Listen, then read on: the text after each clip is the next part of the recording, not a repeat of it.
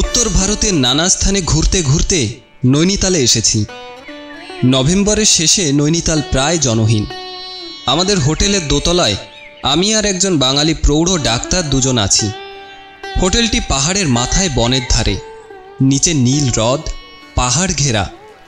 কখনো মরকতমণির মতো ঝকমক করে, কখনো গলিত পোখরাজের মতো। রৌদ্রতপ্ত সুনির্মল দিন, জ্যোৎস্নাময় সুশীতল পাণ্ডুর রাত্রি, চারিদিকে অপূর্ব নিস্তব্ধতা। সমস্ত দিন হ্রদটি দর্পণের মতো স্থির ছিল। রঙিন বাংলোর সারি, সবুজ ঘন নীল আকাশ, মেঘের স্তূপ, তার উপর নানা রূপ ও বর্ণের প্রতিবিম্ব।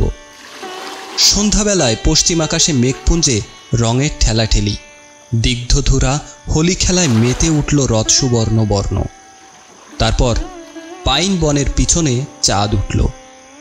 পাহাড়ের তলায় ঘন অন্ধকারময় হ্রদ, রহস্যময়ী নারীর কালো চোখের মতো। ডিনার খেয়ে যখন ঘরের সামনে কাচ ঘেরা বারান্দায় বসলুম, বৃষ্টি পড়ছে, চারিদিকে সজল অন্ধকার। দেবদারু বন আন্দোলিত করে ঝোড়ো বাতাস বইছে ক্ষুব্ধ ক্রন্দনের মতো। বারান্দায় বসে থাকা গেল না। ঝড়ের জন্য নয়, দাঁতে অসহ্য বেদনা অনুভব করলুম। বাঁ মাড়ির শেষে একটু ব্যথা দুদিন ধরে রয়েছে। সারা রাত্রে ঝড়ের মধ্যে ব্যথা অসহ্য মনে হলো। দাঁতের স্নায়ুগুলি যেন ছিঁড়ে যাচ্ছে, ভয়ঙ্কর যন্ত্রণা। ঘরে ঢুকে দেখলুম অ্যাসপিরিন বা বেদনানাশক কোনো ওষুধ সঙ্গে নেই। রাত 12টা হবে, বাইরে ঝড় উঠেছে। ওষুধের জন্য কোথায় যাওয়া যায়? মনে পড়ল আমার ঘরের পরে দুটি খালি ঘর, তার পরেরটাতে প্রৌঢ় ডাক্তার সরকার আছেন। তার কাছে নিশ্চয়ই কোনো ওষুধ পাওয়া যাবে। ডাক্তারের সঙ্গে একদিন সামান্য আলাপ হয়েছিল। অদ্ভুত মানুষ মনে হয়। তিনি সমস্ত পৃথিবী দুবার পরিভ্রমণ করেছেন। কোনোদিন দেখি বারান্দায় বেতের ইজি চেয়ারে স্তব্ধ হয়ে বসে আকাশে মেঘের নীলা হ্রদের খেলা দেখছেন। কোনোদিন দেখি মোটা চাবুক হাতে ঘোড়ায় চড়ে ছুটে চলেছেন ভীমতালের দিকে। 6 ফুট লম্বা দীর্ঘ দেহ, সুঠাম দৃঢ় বৃদ্ধ শালগাছের মতো। সবসময় ছাই রঙের একটা স্যুট পরে, চোখে কালো কাচের চশমা, রেখাঙ্কিত মুখে আর রক্তিম ভাব, নাকের ডগায় লাল ছাপ, কাচ ঢাকা ফ্রেমের নিচে টকটক করে। দাঁতের যন্ত্রণা অসহনীয় হয়ে উঠল। ডাক্তারের ঘরে যাওয়া ছাড়া উপায় নেই। করিডোরের এক কোণে একটি আলো মৃদু জ্বলছে। ডাক্তারের ঘরের দরজার উপর 3টে টোকা দিলুম। ডাক্তার সরকার, ডাক্তার সরকার, ডাক্তার সরকার। ভেতর হতে উত্তর এলো, আসুন, দরজা খুলে আসুন। দরজা ভেজানো ছিল, একটু ঠেলতে খুলে গেল। ঘরে প্রবেশ করে দেখলুম স্প্রিং গদিওয়ালা রেক্সিন মোড়া লম্বা সোফাতে ডাক্তার সরকার অর্ধশায়িতভাবে সামনের জানালার দিকে চেয়ে। জানালার কাচের উপর বৃষ্টি ঝড় আছড়ে পড়ছে ক্ষুব্ধ সমুদ্র তরঙ্গোচ্ছ্বাসের মতো। বাইরে ঝড়ের আর্তনাদ, কিন্তু ঘরের ভেতর অদ্ভুত স্তব্ধতা। সোফার পিছনটা দরজার দিকে। ডাক্তার সরকার আমাকে প্রবেশ করতে দেখতে পাননি। তিনি বলে উঠলেন, আসুন রোজেনবার্গ, আপনার প্রতীক্ষা করছিলুম। রোজেনবার্গ? এ হোটেলে কোনো জার্মানকে তো কখনো দেখিনি। চেঁচিয়ে বললুম আমি। কিছু মনে করবেন না, দাঁতে যন্ত্রণা, উফ, দাঁতে অসহ্য যন্ত্রণা। চমকে তিনি লাফিয়ে উঠে দাঁড়ালেন। চশমায় কালো কাচ ঢাকা চোখ দেখা গেল না। কুঞ্চিত কপালের ওপর কালো সাদা চুলগুলি চকচক করতে লাগলো। ও, আপনি কি চাই? দেখুন, দাঁতে বড় ব্যথা। যদি আপনার কাছে কোনো ওষুধ থাকে। আমার অ্যাসপিরিন। ব্যথা? ভালো, যত ব্যথা পাবেন জীবনকে তত গভীরভাবে অনুভব করবেন। যার যত বেদনাবোধ, সেই তত উচ্চ স্তরের জীব। দেখুন, ডাক্তার যদি দার্শনিক হয়ে ওঠেন, রোগীর অবস্থা বড় সঙ্গীন হয়। ডাক্তার দার্শনিক? কোথায় ব্যথা বলুন? দাঁতে, এই এই বামারিতে স্নায়ুগুলিকে ছিঁড়ে। থাক, ব্যথার বর্ণনা করতে হবে না, আমি বুঝেছি। বসুন বসুন ওই সোফায়। কি লিকার আপনি ভালোবাসেন? কুমেল, পেন্ডিকটিন, আমার এখানে কয়েক রকম আছে মাত্র। সামনের ছোট টেবিলে নানা বর্ণ ও আকৃতির বোতল ও ছোট বড় লিকার গ্লাস। না, আমি কিছু খাই না। খান না? খেলে দাঁতের ব্যথা হতো না। খুব যন্ত্রণা হচ্ছে দেখছি। আচ্ছা দেখি, একটা ওষুধ আছে। ডাক্তার সরকার লেখবার টেবিলের ড্রয়ার থেকে একটি ছোট শিশি বের করলেন। শিশি হতে দুটি চ্যাপ্টা বড়ি এক মাঝারি গ্লাসে রাখলেন। তারপর একটা বড় বোতল হতে সোনালি তরল পদার্থ গ্লাসে ঢেলে দিলেন। গ্লাসটা নেড়ে আমার হাতে দিয়ে বললেন, খেয়ে ফেলুন। একটু হালকা বর্দ দিলাম, ওতে ওষুধের কাজ ভালোই হবে। আর আমার ঘরে জল নেই, চাকরটা সন্ধে থেকে পলাতক।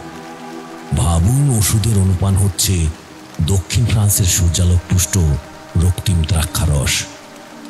ব্যথা দূর করবার জন্য তখন যে কেউ হাতে বিষ দিলেও খেয়ে ফেলতে পারতুম।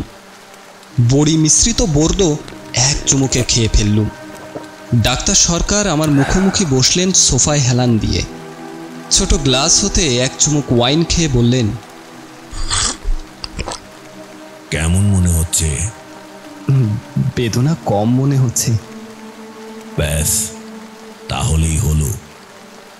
বেদনা হয়তো আপনার আগেকার মতোই আছে, তবে ওই যে মনে হচ্ছে বেদনা নেই, তাহলেই হলো। আসল হচ্ছে মন, আর মন দিয়ে যা অনুভব না করি তাই মিথ্যা। বসুন, গল্প করা যাক। এই ঝড়ের রাতে কি আর ঘুম হবে? বেশ তো, আপনি একটা গল্প বলুন। আপনার জীবনে অনেক অভিজ্ঞতা, কত দেশ, কত রকম মানুষ দেখেছেন। তার উপর আপনি ডাক্তার, কত রকম রোগী। ডাক্তারের রোগী দেখা ক্লিনিক্যাল আই দিয়ে দেখা, সত্যিকার দেখা নয়। যে দেখায় বেদনা নেই, হৃদয়ের ব্যথা নেই, আতঙ্ক নেই, সে দেখা সত্যি দেখা নয়। কিন্তু দেখায় আনন্দও তো থাকতে পারে। হ্যাঁ, কিন্তু সব গভীর আনন্দানুভূতির সঙ্গে তীব্র বেদনা রয়েছে।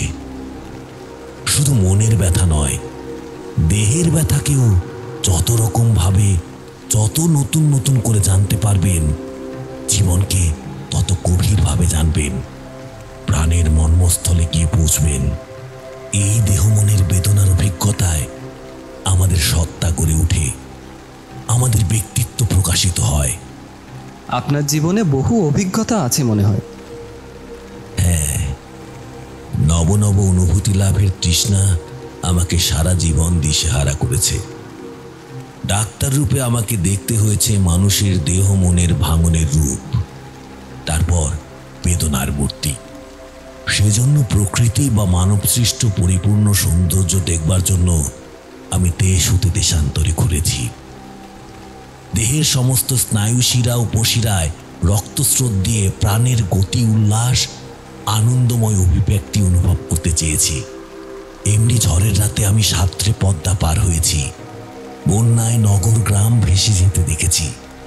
কারাকোরাম পর্বতের 17,000 ফিট উঁচুতে তুষার নদী পার হয়ে কাশ্মীর হতে খোটানে গেছি। মোটর কারে সাহারা মরুভূমি অতিক্রম করেছি, উগান্ডার জঙ্গলে সিংহ মেরেছি। কত অপূর্ব বস্তু, কত অপরূপ দৃশ্য চোখের সামনে ভেসে ওঠে। শ্রীনগরের ডাল হ্রদে রঙিন সন্ধ্যা, শীতের সুইজারল্যান্ডে জ্যোৎস্না রাত্রে তুষার শুভ্রতায় স্লেজ চালানো, লিডোতে ভূমধ্যসাগরের সমুদ্র তীরে সূর্যালোক পান, নিউ ইয়র্কের 5ম অ্যাভিনিউর জনতা, জঙ্গল বেষ্টিত এসকোরভাট, বেলজিয়ামের যুদ্ধ ট্রেন্স, অন্ধকার রাত্রে তাজমহল, প্রয়াগে কুম্ভ মেলা, মিসিসিপির ঘন অরণ্য, প্রশান্ত মহাসাগরের উপর এরোপ্লেন, এসব অভিজ্ঞতা আমার আত্মাকে মূর্ত করেছে বটে, কিন্তু আমার সত্তার বিকাশ হয়েছে মানব অন্তরের বেদনাময় অনুভূতিতে। ডাক্তার সরকার চুপ করলেন। ঝোড়ো বাতাসে কাচের জানালা ঝনঝন করে উঠল। অন্ধকার আকাশের এক প্রান্ত হতে অন্য প্রান্তে বিদ্যুৎ চমকে গেল। ঘন নীল পর্দা ঘেরা আলো কেঁপে কেঁপে উঠল। আমি ধীরে বললুম, আচ্ছা, আপনি রোজেনবার্গ নামে কার আগমনের প্রতীক্ষা করছিলেন? ডাক্তার সরকার চমকে সোজা হয়ে বসলেন। তার চশমার কাচ চকচক করতে লাগলো অন্ধকার রাত্রে কালো চোখের মতো। বোতল থেকে একটু সুরা ঢেলে পান করে কিছুক্ষণ চুপ করে বসে রইলেন। তারপর আমার দিকে চুরুটের বাক্স এগিয়ে দিয়ে বললেন, একটা চুরুট ধরান। গল্পটা আপনাকে তাহলে বলি। মুনসেনে ডাক্তারি পরীক্ষায় পাশ করে আমি কিছুদিন সুইজারল্যান্ডের ডাভোসে এক চক্ষা স্যানিটোরিয়ামে কাজ করি। এমনি নভেম্বর মাসের মাঝামাঝি একবার ডাভোস থেকে প্যারিসে আসি। গার্দা লিওতে যখন নামলুম, রাত 11টা হবে। কুলিকে জিনিস বুঝিয়ে দিচ্ছি। ওভারকোটের উপর এ থাপ্পড় মারলে, আরে ডক্টর!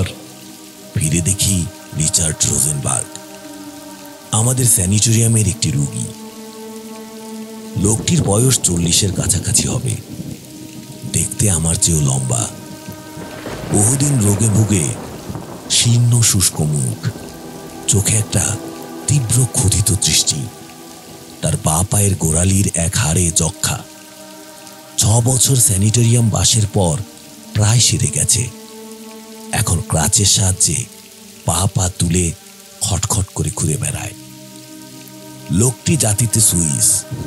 তার পূর্বপুরুষ এসেছিলেন নরওয়ে থেকে। জুরিখের এক ধনী মহাজনের একমাত্র সন্তান। বিস্মিত হয়ে বললুম, আপনি এখানে?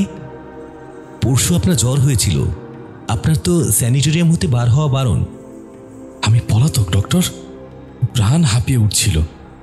আপনি কোন হোটেলে যাচ্ছেন? ল্যাটিন কোয়ার্টারে আমার এক জানা সস্তা হোটেল আছে, সেখানে ঘর রাখতে লিখেছি। চলুন, আপনার সঙ্গেই যাব। একা বড় হোটেলে গিয়ে থাকতে ভালো লাগবে না, ছাত্রদের থাকবার হোটেল তো। পথে ট্যাক্সিতে রোজেনবার্গ বললেন, তার মাথায় মাঝে মাঝে অসহ্য যন্ত্রণা হয়। তার বিশ্বাস তার মস্তিষ্কে ক্যান্সার হচ্ছে। জুরিখে এক ডাক্তার নাকি বলেছেন ছোট একটা টিউমার হতেও পারে। প্যারিসে বড় ডাক্তার দেখাবার জন্য তিনি স্যানিটোরিয়াম থেকে অনুমতি নিয়ে এসেছেন। তার বিশ্বাস একটা ক্যান্সার কোথাও হচ্ছে। কথাটা আমি বিশ্বাস করলুম না। আমার হোটেলে আমার ঘরের কাছেই রোজেনবার্গের জন্য ঘর ঠিক করে দিলুম। শোবার উদ্যোগ করছি। ট্রেনের স্যুট বদলে সাজসজ্জা করে রোজেনবার্গ আমার ঘরে এসে ঢুকলেন। বললেন, চলুন একটু বেরোনো যাক। না, আমি বড় শ্রান্ত।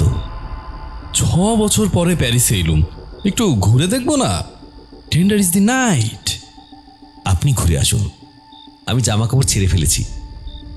সেন নদীর তীরে একবার ঘুরে আসতে না পারলে রাত্রে ঘুম হবে না। আচ্ছা, গুড নাইট। বিছানাতে শুয়ে শুনতে লাগলুম রোজেনবার্গ সরু সিঁড়ির কাঠের উপর ক্রাচের খটখট শব্দ করে দ্রুত নেমে চলেছেন প্যারিসের পথে আনন্দ লাভের সন্ধানে। পরদিন সকালে খবর নিয়ে জানলুম রোজেনবার্গ অকাতরে ঘুমোচ্ছেন। রাত 3টের সময় মত্তাবস্থায় হোটেলে ফিরেছিলেন। এরপর 7 দিন রোজেনবার্গের সঙ্গে দেখা হয়নি। রাত্রে পুচিনি টস্কা দেখে অপেরা প্রাসাদ হতে রাস্তায় বের হয়েছি। ওভারকোটের উপর এক থাপ্পড় মেরে কে বলল, আরে ডক্টর! পিছন ফিরে দেখি রিচার্ড রোজেনবার্গ। ডক্টর, কেমন লাগলো অপেরা? চমৎকার। চলুন, কাছে ইটালিয়ান রেস্তোরাঁ আমার জানা আছে, চমৎকার মোজেল মদ রাখে। 1913 সালের যুদ্ধের ঠিক আগের বছরের মোজেল মদ। না এলে আমি সত্যিই দুঃখিত হব।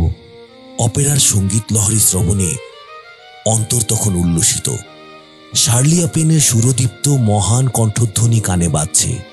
বললুম, চলুন আজ রাত্রে একটু হল্লা করা যাক। রেস্তোরাঁতে কিছু খেয়ে আমরা অপেরার কাছে এক ক্যাফেতে এসে বসলুম। পথের ফুটপাথের অর্ধেক জুড়ে টেবিল চেয়ারের সারি, পাশ দিয়ে নানা সজ্জার নরনারী স্রোত অবিরাম চলেছে। রোজেনবার্গ, প্যারিসের জীবন কেমন উপভোগ করছো? বড় বেদনা, মাথার মধ্যে অসহ্য বেদনা হয়। পকেট থেকে সে একটা ছোট শিশি বের করে ছোট টেবিলের উপর রাখল। কিছুক্ষণ পর শিশি থেকে দুটো বড়ি বার করে কফির সঙ্গে খেয়ে ফেলল। 2 ঘন্টা অন্তর এই অ্যাসপিরিন খাচ্ছি, না খেলেই যন্ত্রণায় মারা যাব। কোনো ডাক্তার দেখালে? দেখালুম বই কি। ডাক্তার লেভি বললেন মাথায় নয়, পেটে লিভারের কাছে টিউমার মনে হচ্ছে। ক্যান্সারের পূর্ব লক্ষণ হতে পারে। তবে আমি জানি ক্যান্সার, ও ক্যান্সার হবেই। ক্যান্সারে আমার মা মরেছেন। ওহ, সে কি অসহ্য যন্ত্রণা!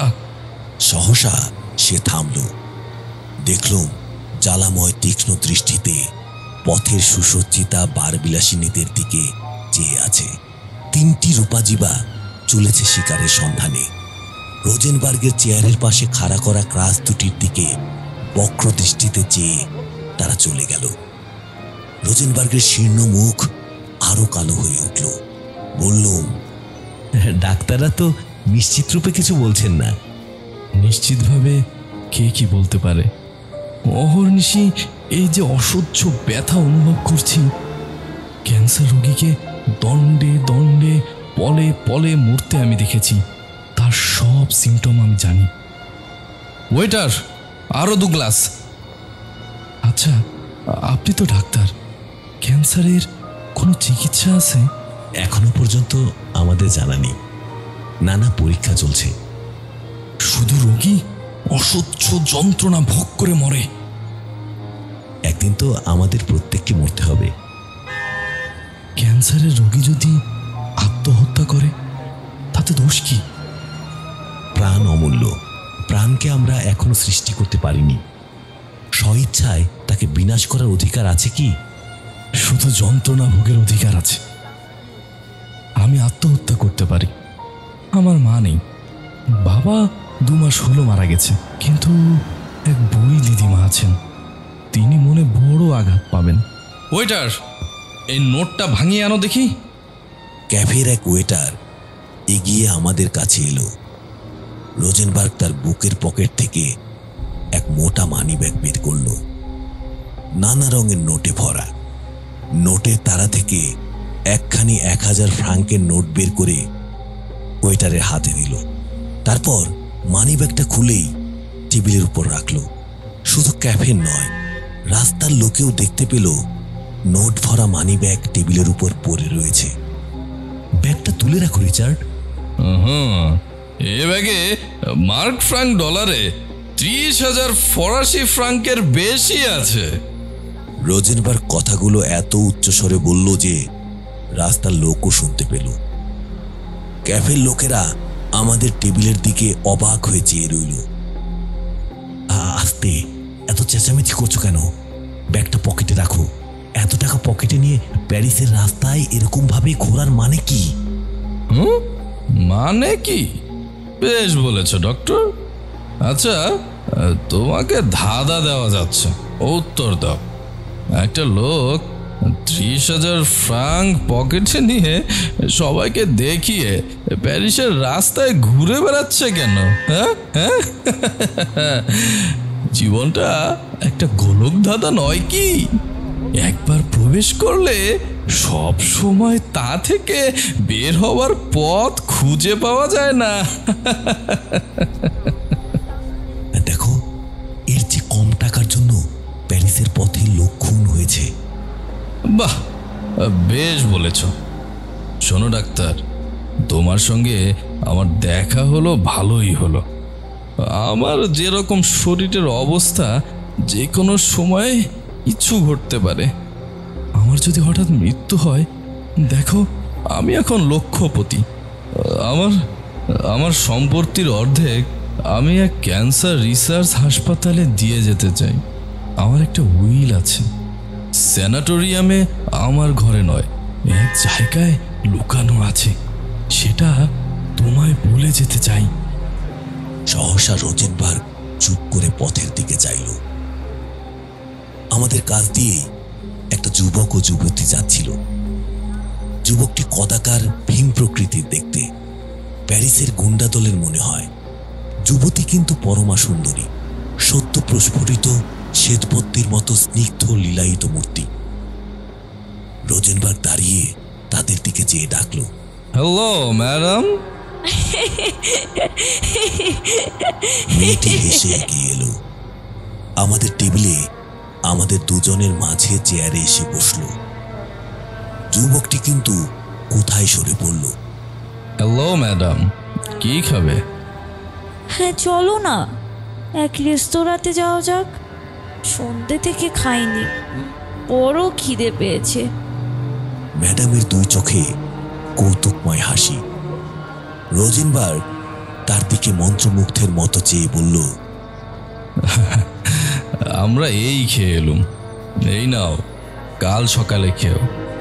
রোজেনবার্গ আবার ব্যাগ বের করে ম্যাডামের হাতে একখানা 500 ফ্রাঙ্কের নোট দিল। ব্যাগের নোটের তারা রাস্তার লোক শুদ্ধ দেখতে পেল। ম্যাডামের নয়ন দুটি বিদ্যুৎপর্ণা। আমি বললুম, অনেক রাত হয়েছে, এবার যাওয়া যাক। আমরাও যাব, চলো ম্যাডাম। ট্যাক্সিতে মেয়েটি বসল আমাদের দুজনের মাঝখানে। আমি চুপ করে বসে রইল। রোজেনবার্গ অনর্গল বকে যেতে লাগলো, দেখো ডক্টর, আজকাল রাত্রে ভেরনল না খেলে আমার ঘুম হয় না। আচ্ছা, কোনো ভালো ঘুমের ওষুধ তোমার জানা আছে? তুমি দিতে চাও না বুঝতে পারছি। মেয়েটি হেসে বলে উঠল, আমি জানি। আবেগের সঙ্গে রোজেনবার্গ বলল, কি বলো তো? মেয়েটি উচ্চ হেসে বলল, সে আমি বলবো না। তারপর সমস্ত পথ রোজেনবার্গ আমার সঙ্গে ভেরনলের গুণ ও ক্রিয়া সম্বন্ধে আলোচনা করতে করতে এলো। সে 3 থেকে 4 ট্যাবলেট খায়। কটা ট্যাবলেট খেলে মৃত্যু হবার সম্ভাবনা, ডাভোর্সে কে কবে ভুলে বেশি ভেরনল খেয়ে মরেছে ইত্যাদি। হোটেলে ঢুকে রোজেনবার্গকে একটু আড়ালে ডেকে বললাম, মেয়েটিকে? সে অবাক হয়ে বলল, কে? আমি কি ওকে জানি?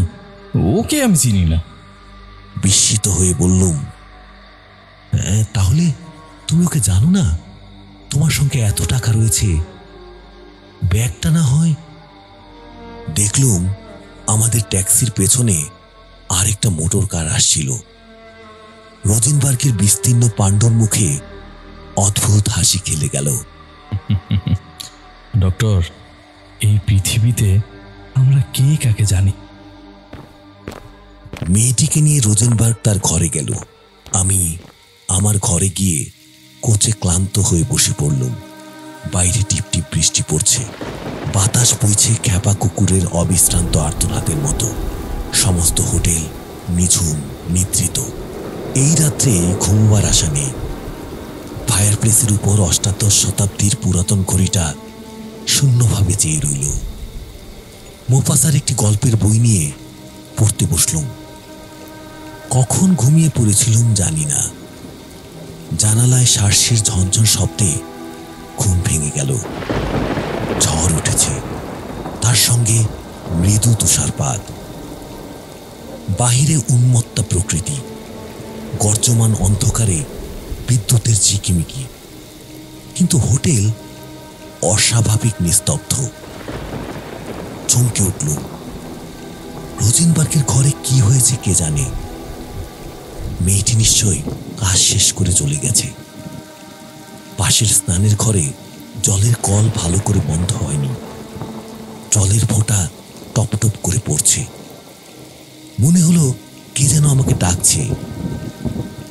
Doctor, doctor. কাঠের দরজার ভেতর দিয়ে অন্ধকার করিডোর পার হয়ে সে আহ্বান আসছে। ধীরে উঠে ঘরের দরজা খুললুম। অন্ধকার করিডোর, রোজেনবার্গের ঘরের দরজা ফাঁক করা। সেই ফাঁক দিয়ে আলোর রেখা পথের তমিশ্রপুঞ্জে এসে পড়েছে। আলোর রেখা দেখে মনে সাহস হলো।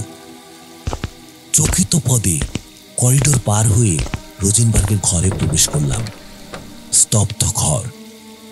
রোজেনবার্গ বিছানাতে চাদরের উপর স্থির হয়ে শুয়ে আছে। স্যুট ছেড়ে রাতের পোশাকও পরেনি। অতি স্থির হয়ে শুয়ে, চোখে অচঞ্চল দৃষ্টি।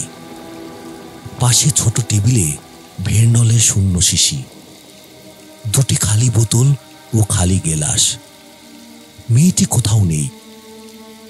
ডাকলুম, রোজেনবার্গ, রোজেনবার্গ, রিচার্ড। কোনো সাড়া নেই। কোথায় একটা খটখট শব্দ হলো। কপালে হাত দিয়ে দেখলুম তুষার শীতল। হাত ধরে নাড়ি দেখলুম কোনো স্পন্দন নেই। জামা খুলে বুকের উপর কান চেপে শুনতে চেষ্টা করলুম বুকের ধুকধুকানি একটু আছে কিনা। চিরদিনের মতো হৃৎপিণ্ডের স্পন্দন থেমে গেছে। বাহিরে ঝোড়ো বাতাস গর্জন করছে। বুঝলুম আমার আর কিছু করবার নেই। ধীরে চোখ দুটি বন্ধ করে গায়ের উপর একটা চাদর ঢাকা দিয়ে দিলুম। নিজের ঘরে পরিশ্রান্ত হয়ে সোফায় বসতে শীতের রাত্রে গায়ে ঘাম দিল। আমার মনে হলো কি আমায় ডাকছে। Doctor, doctor, doctor. অন্ধকার করিডোর পার হয়ে কাঠের দরজার ভেতর দিয়ে সে ডাক আমার সমস্ত ঘরে ধোঁয়ার মতো ভরে তুলেছে।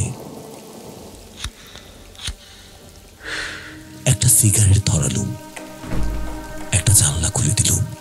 যদি বাহিরের ঝোড়ো বাতাসের গর্জনে ঘরের এই ডাক ডুবে যায়। আহ্বান অতি মৃদু ছিল, তীব্র উচ্চ হয়ে উঠল। শুধু আমার নাম ডাকা নয়, খটখট শব্দ। সিঁড়ির কাঠের ধাপের উপর কাচের খটখট শব্দে সুপ্ত হোটেলের স্তব্ধতা কেঁপে উঠছে। কাচের শব্দ সিঁড়ি দিয়ে উঠে ঘরের সারি পার হয়ে অন্ধকার করিডোর অতিক্রম করে আমার ঘরের সম্মুখে এসে উপস্থিত হলো। ঘরের দরজার উপরে 3টে টোকা পড়ল।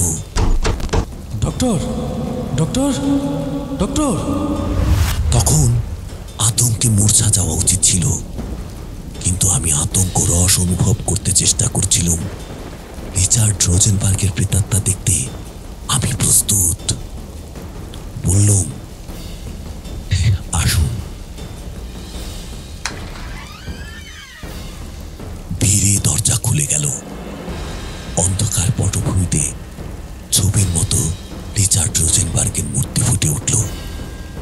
মোটা কালো ওভারকোট পরা, মাথায় ধূসর টুপি, 2 বগলে ক্রাচ, মুখের উপর ঘরের আলো পড়ে কাচের মতো চকচক করছে। চোখে ক্ষুধিত তীব্র দৃষ্টি নেই, বড় শ্রান্ত ঝিমানো ভাব, যেন বেতার যন্ত্র থেকে কথাগুলো কানে এলো। ডক্টর, আমি বাইরে যাচ্ছি। উইলের কথা বলতে এলো। উইলটা আছে আমাদের স্যানিটোরিয়ামে ফ্রাউ মায়ারের ঘরের টেবিলের 3য় ড্রয়ারে। আচ্ছা আচ্ছা, গুড নাইট। অনেক দূর যেতে হবে। মূর্তি মিলিয়ে গেল। অন্ধকারে বিমূঢ় চোখে চেয়ে রইলাম। খটখট শব্দ দূর হতে দূরে চলে যাচ্ছিল। এতক্ষণে গা শিরশির করে উঠল। হাত পা ঠান্ডা হয়ে আসছে। নিজের বুকের ধুকধুকানি শুনতে পাচ্ছি। 2 ঘরের পরে রোজেনবার্গের মৃতদেহ। সহসা করিডোরে কে আলো জ্বালল। চোখ ঝলসে উঠল। সিঁড়িতে যুবক দলের হাস্য, যুবতীদের চঞ্চল পদধ্বনি। একদল চৈনিক ছাত্রছাত্রী হাস্য গল্পে সিঁড়ি মুখর করে উঠছে। রাত 2টোর আগে তারা সাধারণত ফেরে না। ছাত্রের দল যে যার ঘরের দরজা বন্ধ করে দিল। আমিও আমার ঘরের দরজায় চাবি দিলুম।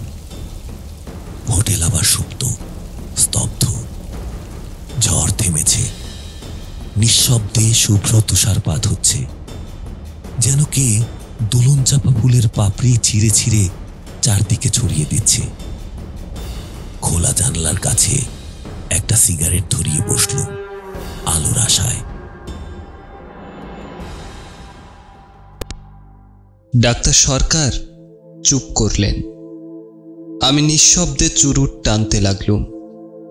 বাইরে ঝড় বৃষ্টি থেমেছে। মৃদু জ্যোৎস্নায় আকাশ থমথম করছে। ধীরে উঠে দাঁড়ালুম। ডাক্তার সরকার বলে উঠলেন, মিস্টার ঘোষ, আজ রাত্রেও আমার ঘুম হবে না দেখছি। এখন রাত্রে ভেরনল না খেলে আমার ঘুম হয় না। কথাগুলি শুনে কোনো অজানা ভয়ে চমকে উঠলুম। এ যেন ডাক্তার সরকারের কণ্ঠস্বর নয়। দেখুন তো, ওইখানে একটা শিশি আছে। হ্যাঁ, ওই হলদে শিশিটা। আমি আর উঠতে পারছি না। পায়ে কেমন ব্যথা হয়েছে। কয়েকটা ট্যাবলেট শিশি থেকে এই গ্লাসে রাখুন। ভীত স্বরে জিজ্ঞাসা করলুম, কটা? কটা? ও এই 5-6টা। ওতে কিছু হবে না আমার। ওর কমে ঘুম হয় না। আপনি হয়তো 6টা খেলে। মন্ত্র চালিতের মতো 6টা ট্যাবলেট গিলাসে ফেলে তার সঙ্গে একটু মদ মিশিয়ে ডাক্তার সরকারকে দিল। তিনি এক চুমুকে সবটা খেয়ে বললেন, একটু বসুন। তারপর চোখ বুজে সোফায় হেলান দিয়ে শুয়ে পড়লেন। আমি চুপ করে বসে রইলুম। পা যেন নাড়তে পারছি না।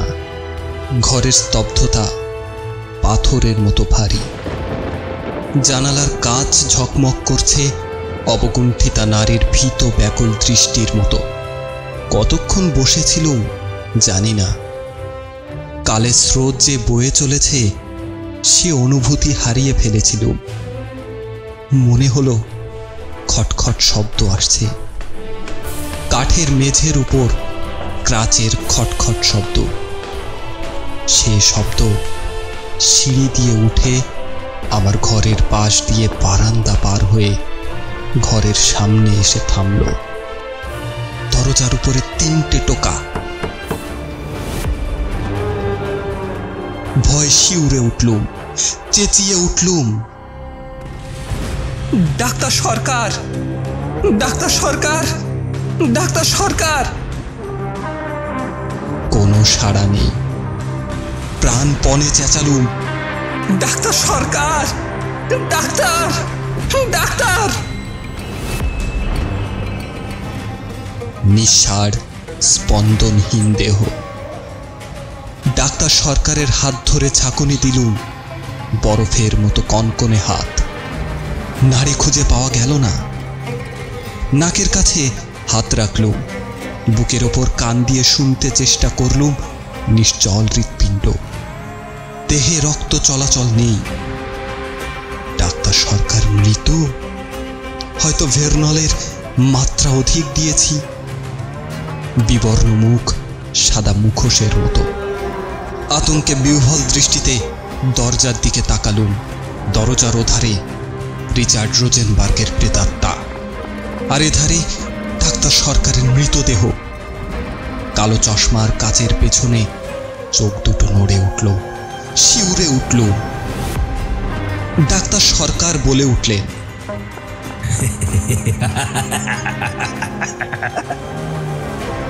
কি মিস্টার ঘোষ, আবার দাঁতের ব্যথা হচ্ছে নাকি?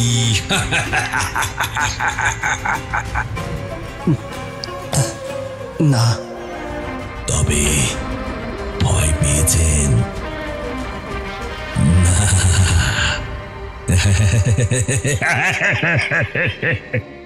আমি মরিনি। অত সহজে মৃত্যু হয় না। আমার মনে হচ্ছিল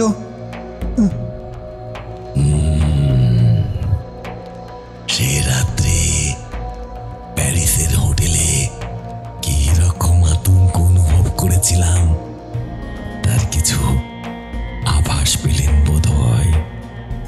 আপনি চমৎকার অভিনেতা দেখছি। অভিনয় করতে পারি বলেই এতদিন বেঁচে আছি। আচ্ছা, আপনি শুতে যান। আজ রাত্রে আর রোজেনবার্গ গেল না। আপনি নিশ্চিন্ত হয়ে শুতে যান। একটু খেয়ে যান, ভালো ঘুম হবে। শুনুন, গল্পের শেষটুকু আপনাকে বলা হয়নি। সকালে কিন্তু রোজেনবার্গের মৃতদেহ হোটেলের ঘরে পাওয়া গেল না। দুদিন পরে সেন নদীর জলে মৃতদেহ পাওয়া গেল। লোকে বলে গুন্ডারা রাতারাতি মৃতদেহ সরিয়ে নিয়ে গেছিল, কিন্তু আমার থিওরি হচ্ছে ম্যাডাম ওকে মারেনি। আপনার কি মনে হয়? আমি কোনো উত্তর না দিয়ে চলে এলুম। ঘরে এসে খোলা জানালার পাশে বসলুম। হ্রদের জলে তখন জ্যোৎস্নার ঝিকিমিকি। ভাবতে লাগলুম, ডাক্তার সরকার কি উন্মাদ, না বানিয়ে গল্প বলতে ওস্তাদ?